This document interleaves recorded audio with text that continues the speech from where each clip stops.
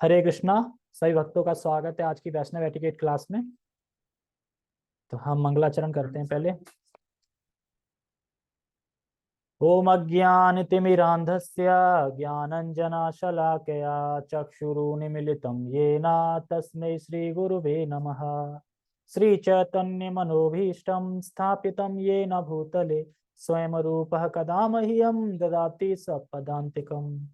वन्देऽहं श्रीगुरु श्रीयुतापदकमलं श्रीगुरून् वैष्णवांश श्रीरूपं साग्रजातं सहगण रघुनाथान्वितं तं सजीवम् साधुवेतं सावधूतं परिजन सहितं कृष्ण चैतन्य देवं श्री राधा कृष्ण पादान सहगण ललिता श्री विशाखान्विषां च। हे कृष्ण करुणा सिंधु दीनबंधु जगतपते गोपेश गोपिका कांता राधा कांता नमस्तते। तप्त कांचन गौरांगी राधे वृंदावनेश्वरी वृषभानुसुते देवी प्रणमामि हरिप्रिये। वाञ्छाकल्पतरुभ्यश्च कृपा सिन्धुभ्य एव च पतितानां पावनेभ्यो वैष्णवेभ्यो नमो नमः। जय श्री कृष्ण चैतन्य प्रभु नित्यानंद श्री अद्वैत गदाधर श्रीवासादि गौर भक्त वृंद। हरे कृष्णा कृष्णा कृष्णा हरे हरे हरे राम राम राम हरे हरे। रामाय रामभद्राय रामचंद्राय वेदसे रघुनाथाय नाथाय सीताय पतये नमः। नमो विष्णुपादाय कृष्णपृष्ठाय भूतले श्रीमते भक्तिवेदांता स्वामिनीति नामिने। नमस्ते सारस्वते देवे गौरवाणी प्रचारिणे निर्विशेषा शून्यवादी पश्चात देश तारिणी। हरे कृष्णा। ठीक है, हम शुरू करते हैं।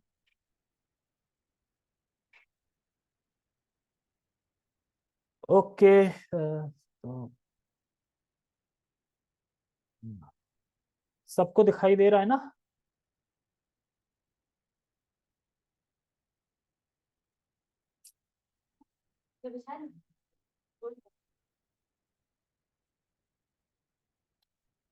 तो पिछले वीक हमने पढ़ा था जिसमें गृहस्थ के निम्नलिखित कार्य बताए गए थे कि क्या नहीं करने हैं। जैसे ऐसी कोई बात जिसका संबंध श्री कृष्ण से ना हो, वो बात हमें नहीं करनी है। पत्नी बच्चे मित्र आदि के संग में घरेलू सुख सुविधा में आसक्त नहीं होना है। ये सब चीजें मतलब टॉपिक पढ़े थे हमने। और हमने यहाँ पे खत्म किया था, स्वयं की जीवन पद्धति को इस प्रकार संयोजित करें जिससे जीवन में भगवान के विषय में श्रवण कीर्तन करने के लिए योग्य अवसर उपलब्ध रहे। अब हम समर्पण से पढ़ेंगे, ठीक है? समर्पण से बहुत अच्छी अच्छी बातें हैं इसमें आज सीखने के लिए कि बच्चों को, छोटे बच्चों से कैसे ट्रीट करना चाहिए, क्या कैसे करना चाहिए। तो बहुत अच्छे अच्छे टॉपिक हैं इसमें। ठीक है, तो हम शुरू करते हैं। समर्पण। समर्पण मतलब होता है कि जो भी हमारे गुरु हैं, वैष्णव हैं, माता हैं, पिता हैं, तो हमें समर्पण रहना चाहिए उनके आगे। घरेलू जीवन में घटित होने वाली 5 प्रकार की हिंसा का प्रायश्चित करने के लिए गृहस्थों को 5 प्रकार के महान यज्ञ करना आवश्यक है। देखो, कोई भी गृहस्थ हो, 5 प्रकार की हिंसा होती ही होती है उनसे। मैंने खाली पढ़ा है पर मुझे याद नहीं है कि कौन कौन सी हैं 5 प्रकार की हिंसा। लेकिन हिंसा इतना पता है, जैसे कि झाड़ू लगाते समय कुछ कीड़े मकोड़े मर जाते हैं, खाना बनाते समय कुछ अग्नि से मर जाते हैं, तो ये हिंसा हो रही है ना चाह के भी हिंसा हो रही है ना गृहस्थ से। या चल रहे हैं, कोई चींटी दब के मर गई। तो ये 5 प्रकार की हिंसा है जिनको हमें प्रायश्चित करना चाहिए उनका। तो प्रायश्चित करने के लिए 5 प्रकार के यज्ञ बताए गए हैं, वो गृहस्थों को यज्ञ करने चाहिए।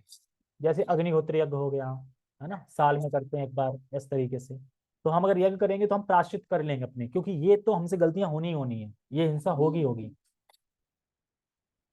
मतलब कि जो भी कराते हैं ना लोग, कराते नहीं, साल साल में कुछ कथा वगैरह कराते हैं, यज्ञ वगैरह कराते हैं, वो है। लेकिन अगली लाइन में प्रभुपाद जी क्या बोल रहे हैं, इस कलयुग में संकीर्तन यज्ञ स्वयं में संपूर्ण यज्ञों को समाविष्ट करने वाला परिपूर्ण यज्ञ। यानी जो 5 यज्ञ महायज्ञ बताए गए ग्रस्तों के लिए, वो 5 यज्ञ इसमें समाविष्ट हैं, उसी में अंदर है, मतलब समाये हुए हैं। कौन से में? संकीर्तन यज्ञ में। तो यानी हम हरे कृष्णा कृष्णा कृष्णा हरे हरे हरे राम राम राम हरे हरे का जप करते हैं और संकीर्तन आदि में भाग लेते हैं, संकीर्तन करते हैं, तो ये यज्ञ हो जाता है। और इसमें ये 5 यज्ञ आ गए हैं।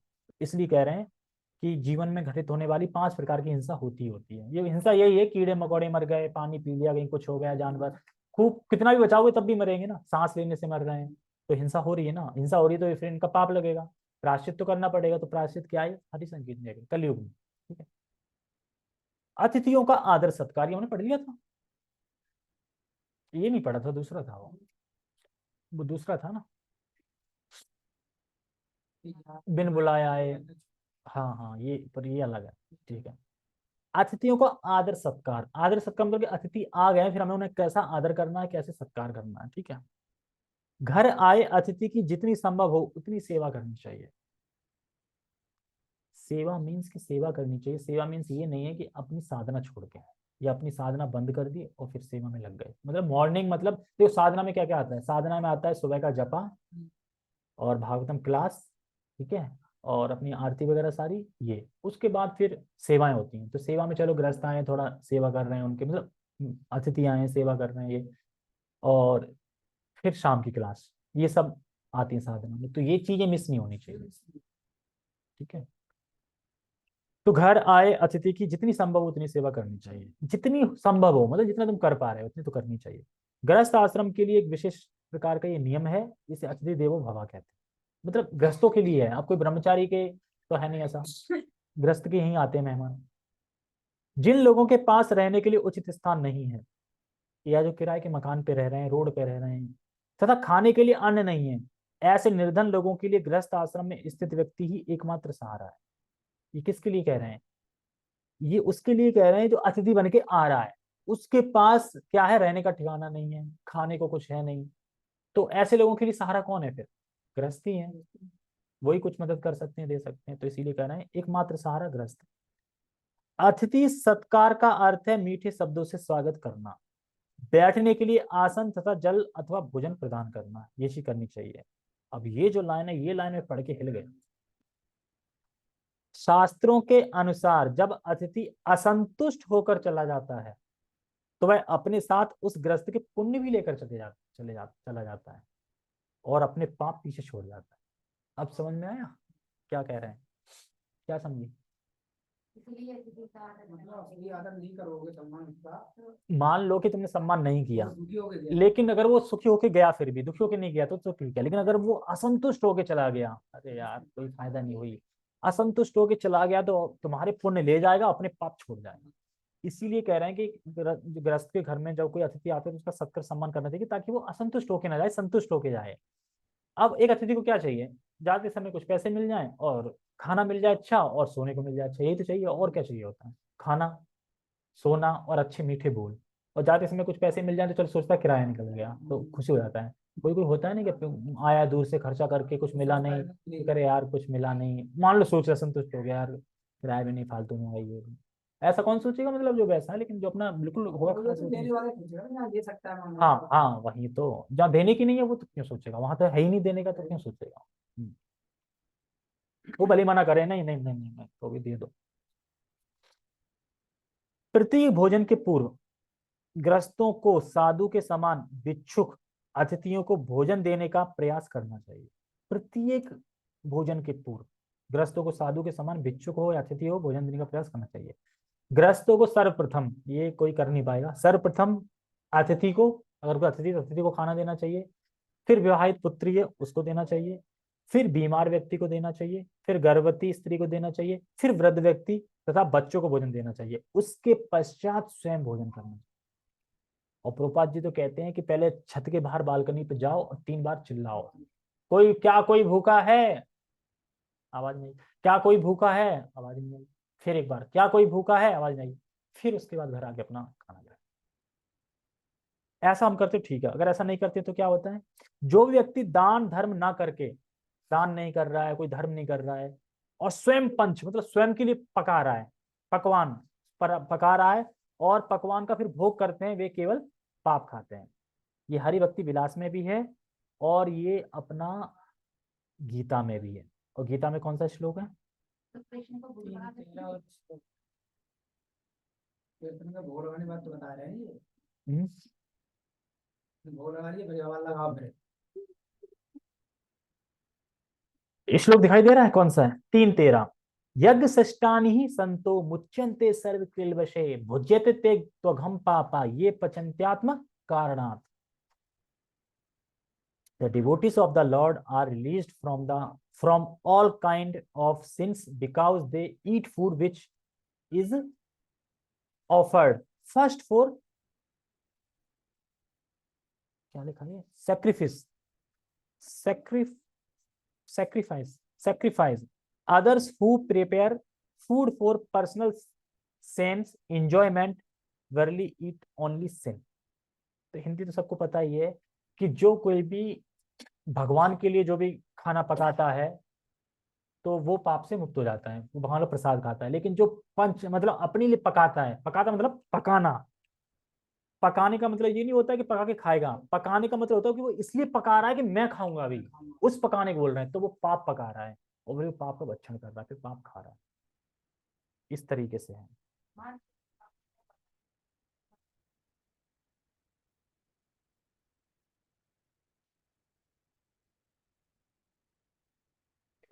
तो इस कैटेगरी में तो अपनी आ रहे हैं ना, और कौन आ रहा है? अपनी तो आ रहे हैं इस कैटेगरी में, उससे बेटर है, भगवान को ऑफर तो कर रहे हैं ना। भावना तो यही है कि मैं खाऊंगा, यही है भावना। लेकिन हाँ मतलब हाँ हाँ, अभी जैसे कि कोई मेहमान आ जाए घर में, तो मेहमान के लिए हम तुरंत अच्छा बनाते हैं ना, लेकिन भगवान सबसे बड़े मेहमान बैठे घर पे ही, उनके लिए कहाँ बनाते हैं? उनके लिए तो कोई त्योहार आ गया तो त्योहार में भगवान होते, बाकी दिन नहीं होते, जब मूड करे। देखो, भगवान ये नहीं कह रहे कि तुम मेरे लिए 56 भोग बनाओ, क्योंकि हम बना भी नहीं सकते। और दूसरा ये है कि भगवान को जरूरत भी नहीं 56 भोग की, ठीक है। भगवान भाव देखते हैं खाली, भगवान भाव के भूखे हैं। भाव के भूखे मतलब यह है कि तुम किचन में किस तरीके से पका रहे हो, किस तरह से बना रहे हो, बस वो चीज देखते हैं। तो हाँ, कुछ भी दे दो लेकिन प्रेम पूर्वक, ठीक है। तो वही बता रहे हैं कि जो स्वयं के लिए पकाते हैं वो उसे केवल पाप खाते हैं, और जो भगवान के लिए पकाते हैं वो पाप नहीं खाते। अतिथियों की सेवा अत्यंत प्रेम पूर्वक तथा आदर के साथ करनी चाहिए। कृत्रिम रूप से केवल एक कर्म समझकर उनकी सेवा ना करें। ऐसा नहीं अब आ गए यार तो करना पड़ेगा, एक कर्म मतलब करके ना करना, मतलब पूरे आदर के साथ सत्कार के साथ उनकी सेवा करनी चाहिए, ठीक है। वरिष्ठ व्यक्ति की सेवा कैसे करनी है, ठीक है। गृहस्थों को स्वयं से बड़े वरिष्ठों से अत्यंत नम्र, आदरयुक्त तथा सुखकारक संबंध रखना चाहिए। यदि वे भक्त नहीं है तो भी, मान लो वरिष्ठ कोई भक्त नहीं है, फिर भी उनसे हमें लॉयल्टी सही से रहना है, आदर करना है उनका, और नम्र होना, एकदम नम्र से बात करनी है। उनके साथ कभी भी निष्ठुर, गविष्ठ तथा परायों जैसा व्यवहार ना करें, परायों जैसा व्यवहार ना करें। उन्हें आराम तथा आदर प्रदान करके उनकी सेवा करें। सब कुछ करते हुए ग्रस्तों को अपनी कृष्ण भावना में अत्यंत दृढ़ रहना चाहिए। देख रहे हैं ना, ये सब कुछ कर रहे हैं बता दिया, लेकिन ग्रस्तों को कृष्ण भावना में अत्यंत दृढ़ रहना चाहिए। मतलब जो मॉर्निंग प्रोग्राम सारा कुछ है वो दृढ़ रहना चाहिए। सुबह 4 बजे किसके घर आता है कोई अतिथि, आता है कोई? तो फिर तो माला हो जानी चाहिए ना, क्योंकि अतिथि अपने घर से निकलेगा तो जग के निकलेगा, जग के नहा धो के निकलेगा, तब तो मॉर्निंग प्रोग्राम हो चुका होगा। उसके बाद शाम को अपने घर फिर आएगा, तब फिर तुम्हारा शाम को फिर प्रोग्राम, यानी दिन में कर सकते हो ना, तो वो दिन में ही करनी है सेवा।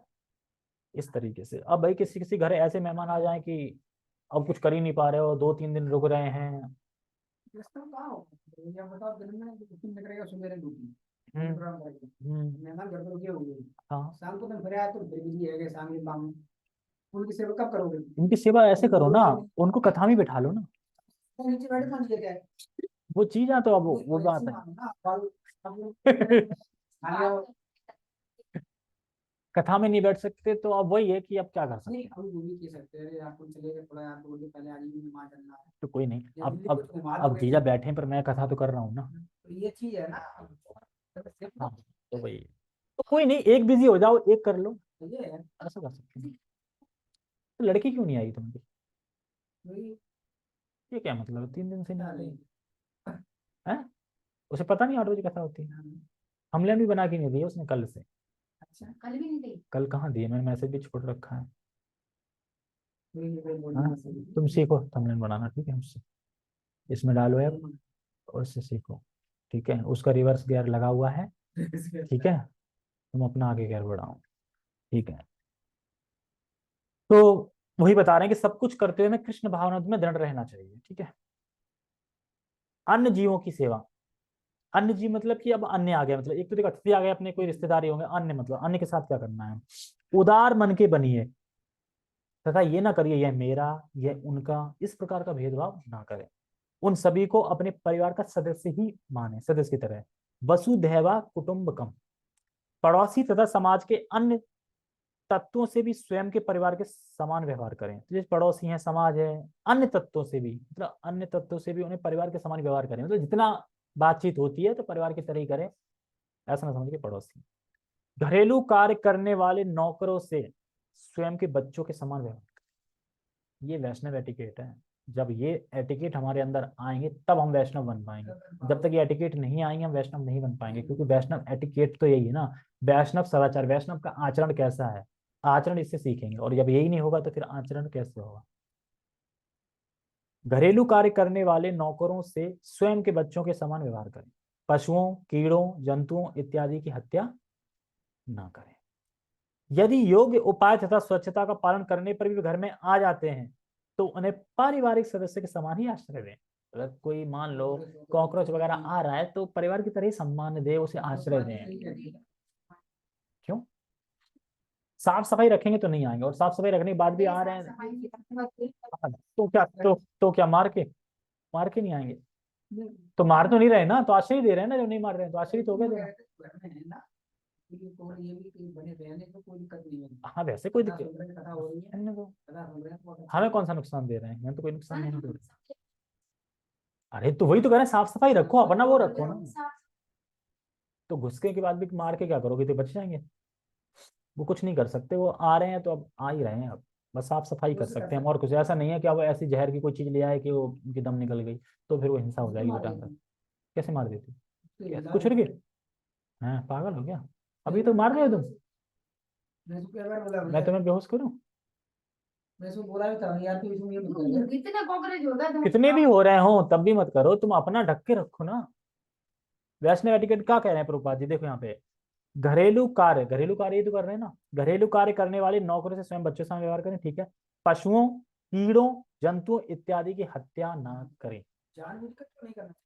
अरे गलती से हो जाए, गलती से तो वो 5 प्रकार हिंसा हो ही रही है, उसके लिए तो जप है। जानबूझ के मार रहे हैं तो ये तो फिर नाम के बल पे पड़ता है। नहीं तो तुम्हारे मन कैसे हो गया भाई, अभी तो कोई कॉकरोच आ जाता भाई, मैं तो नहीं मार सकता उसको, नहीं मार सकता कॉकरोच, गलती से पैर रख जाए तो कह नहीं सकते। अरे तो सब्जी को ढक के रखो, कैसे कैसी बात कर रहे हैं, ये सब्जी में ढक के रखें कैसे कोई ना?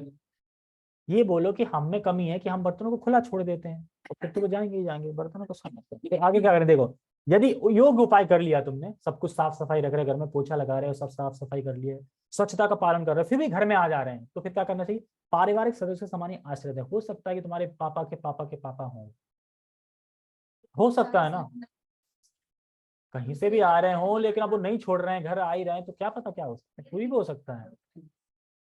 ठीक है आगे पढ़ते हैं। और पशुओं को पालतू बनाकर घर में, पशु मतलब कुत्ते बिल्ली, ऐसा नहीं अब पाल लिया और घर में रख लिया चाट रहे हैं सब, ये सब नहीं करना चाहिए। पुत्र प्राप्ति, पुत्र प्राप्ति हमें क्यों करनी चाहिए, ठीक है, पुत्र क्यों होना चाहिए ये बता रहे हैं।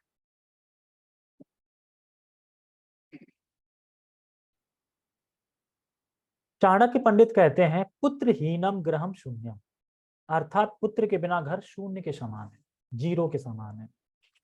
धार्मिक विवाह का उद्देश्य ऐसे पुत्र की प्राप्ति करना है, धार्मिक विवाह, नॉट राक्षसी विवाह, ठीक है। धार्मिक विवाह का उद्देश्य है ऐसे पुत्र की प्राप्ति करना। देखो एक होता है लड़का, एक होता है बेटा, एक होता है पुत्र, हमें पुत्र की प्राप्ति करनी है, पुत्र मतलब पुत्र उत्पन्न करना है, कहने का मतलब ये है।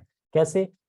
धार्मिक उद्देश्य अगर विवाह करेंगे और पुत्र की प्राप्ति करना है ताकि वो अपने माता पिता को नरकवास जो है, नरकवास से मुक्ति दिला दे, इसलिए कहते हैं पुत्र। पुत्र मतलब जो नरक से निकाल दे, नरक से मुक्ति दिला दे। अब कब दिलाएगा? तो भक्त होगा तो ही दिलाएगा।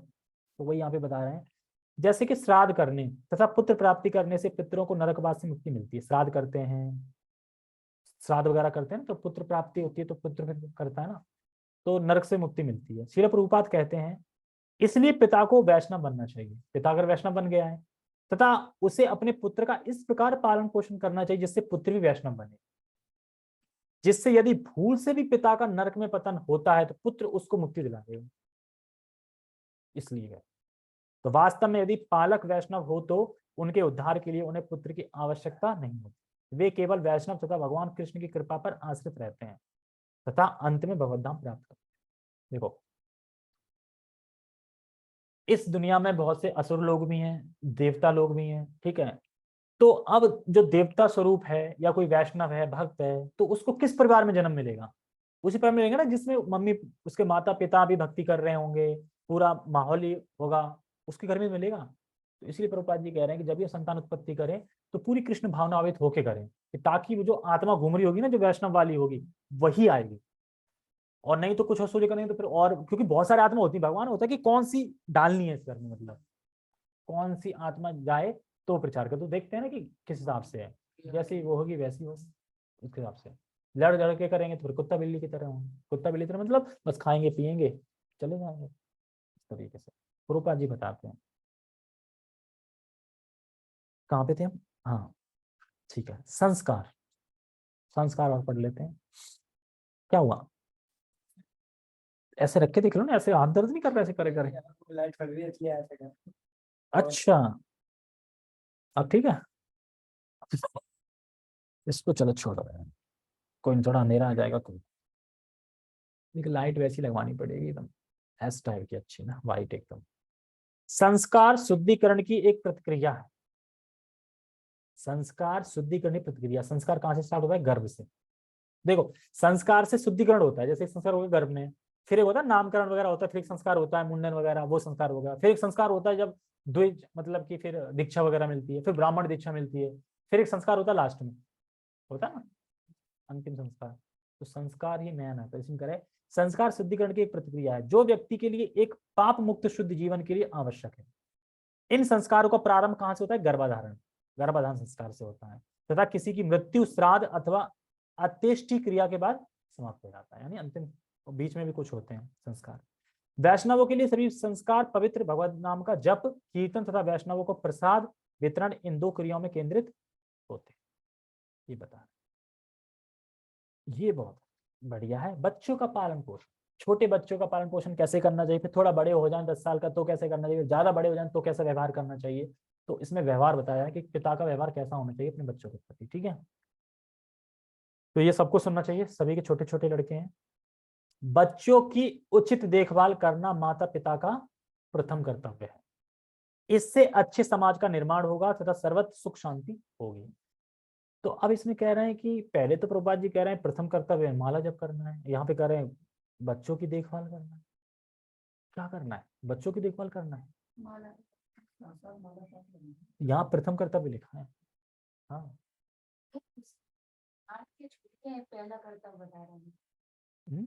भगवान का कर्तव्य, भगवान के जो कार्य करने हैं वो करके, अरे तो अब ताकि इसमें तो बाकी ये, का अब इसमें ये कहाँ लिखा है कि नहीं स्पिरिचुअल छोड़ के नहीं, भौतिक मटेरियल, मटेरियल तो बताएंगे।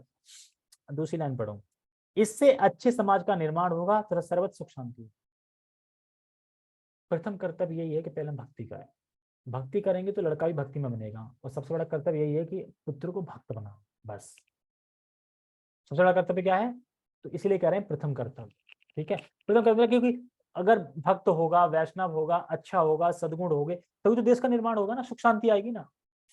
तो ये सब हम उसमें चीजें कैसे डाल सकते हैं बच्चे में, मतलब कि वो भक्त बने और अच्छा बने, कैसे कर सकते हैं? जब हम खुद अच्छे होंगे, खुद भक्ति करते तभी तो बनेगा ना। मतलब कैसे सिखाएंगे? क्योंकि हम अपने आचरण से सिखाते हैं, हम जैसे जैसा करेंगे पुत्र भी वैसा वैसा करेगा फिर, ठीक है। तो इसलिए बता रहे हैं अपने बच्चों के आध्यात्मिक विकास पर ध्यान देना माता पिता का प्रमुख कर्तव्य है। कि आध्यात्म आएगा ना, आध्यात्मिक विकास, नॉट की भौतिक विकास आया ना। अपने बच्चों के आध्यात्मिक विकास पर ध्यान देना माता पिता का प्रमुख कर्तव्य। प्रेम तथा नियम अनुशासन, इनकी सहायता से पालक अपने बच्चों को उचित प्रशिक्षण दें। चाणक्य पंडित कहते हैं लालयेत पंचवर्षणी दशवर्षणी तांडेत, मतलब अर्थात जब 5 वर्ष तक बच्चों से प्यार दुलार करें, छोटा बच्चा होता है, मेरा सोना मेरा मोना जो भी, ठीक है। उसके बाद फिर 10 वर्ष की आयु तक डांट एवं मार। कभी बच्चे होते हैं ना शरारती हो जाते हैं, मानते नहीं, तो थोड़ा मतलब डांटना भी चाहिए, ठीक है। और 1-2 बार थप्पड़ भी देना चाहिए कि ताकि मतलब स्टिक रहे, मतलब सही से। पिता दे सकता है, मां नहीं, ठीक है। और बच्चों को मारना से नियंत्रित करें। नियंत्रित कर मतलब किसे नियंत्रित करें, मतलब क्योंकि वो मान नहीं रहा है, बिगड़ रहा है, मान लो उसी एज में, तो उसे नियंत्रित करें। जब 15 वर्ष तक केवल दबाव रखें, दबाव मतलब कि दबाव रखें, उसे मारे पीटे ना, फिर दबाव रखें, क्योंकि जो 10 वर्ष तक की आयु तक होता है ना, तो बच्चा भूल जाता है। मतलब ऐसा नहीं कि तुमने अगर कभी थप्पड़ दे दिया ऐसे ही डांटने के लिए तो अब वो याद रखेगा पापा ने मारे थे, ऐसा कुछ नहीं। तो वो 2 दिन बाद, मतलब 2 घंटे बाद ही फिर बोलने लगेगा। लेकिन 15 साल बाद मारोगे ना तो वो याद आ जाएगा, उसमें दिक्कत हो जाएगी। तो वही बता रहे हैं कि 10 साल तक थोड़ा, मतलब मार फटका मारना, मतलब वो नहीं कि दे दे, मतलब थोड़ा थप्पड़ दे दिया ऐसे करके हल्का सा। और 15 वर्ष तक केवल दबाव रखें, और 16 वर्ष के उपरांत बच्चों से मित्र की तरह व्यवहार करें, फ्रेंड, ठीक है, फ्रेंड की तरह व्यवहार करें। माता पिता की देख रेख में बच्चों को सदैव प्रेम, आश्रित जिम्मेदारी का आभास होना चाहिए। माता पिता द्वारा आदर्श व्यवहार तथा आदर्श जीवन पद्धति अंगीकार करनी चाहिए, जिससे बच्चे उनका अनुकरण करें। जैसा हम करेंगे फिर बच्चे भी करेंगे। माता पिता को दूसरे के दोष निकालना, एक दूसरे झगड़ा करना जैसी बातों को कदापि नहीं करना चाहिए, कम से कम बच्चों के सामने तो कभी भी नहीं। बच्चों के सामने चीज कभी नहीं करना। क्या क्या नहीं करना, माता पिता को एक दूसरे में दोष निकाले, तूने ये कर दिया, तूने ये कर दिया, तूने भी तो गलती कर दी थी, मैंने भी तो गलती। तो इसीलिए तो प्रभु जी लिख रहे हैं कि होता है ना ऐसा, तो ना करें, आज से नहीं करना। क्योंकि देखो, ये जीवन हमें मिला है कुछ पल संग रहने के लिए, उस संग में रह के भक्ति कर लो, क्या पता कल किसका आखिरी दिन है, फिर क्या करके क्या धरा रह जाएगा, क्या कर लोगे। तो फिर तो और कह रहे हैं कि बच्चों के सामने तो कभी भी नहीं दोष निकाले एक दूसरे पे। माता पिता अपने घर में कृष्ण भावनामय वातावरण का निर्माण करके प्रतिदिन कृष्ण भक्तिमय क्रियाओं द्वारा बच्चों पर अच्छे संस्कार डालें। अब लास्ट में प्रभुपा जी ने बता दिया ना प्रत्येक कर्तव्य क्या है। हमें अपना ऐसा वातावरण क्रिएट करना है घर का, कृष्ण भावनामृत बनाना है, कृष्ण भक्तिमय क्रियाएं करनी है, ताकि हम अपने बच्चों पे अच्छा असर डालें। क्योंकि जैसा बच्चा बढ़ता जाएगा, माइंड में पढ़ता जाएगा, तो भले वो कर नहीं रहा पर उसे पता सब है, पता सब है। पूछ लो कि पता है कि आरती में कौन कौन सी आरती गानी है, कितनी बार घुमाना है, सब पता है, कर नहीं रहा है, पता सब है। और फिर धीरे धीरे करने भी लगेगा, फिर धीरे धीरे करने भी लगेगा। स्त्रियों का स्थान क्या है वो हम पढ़ेंगे अगले हफ्ते, ठीक है। स्त्रियों का स्थान भी है, टेंशन मतलब बताया गया है स्त्रियों क्या है, ठीक है। ओके, तो आज हम बस यहीं पे स्टॉप करना है, ठीक है। जगत गुरु शीला प्रभुपाद की जय। निताय निताय गौर प्रेमानंदे। हरे कृष्णा।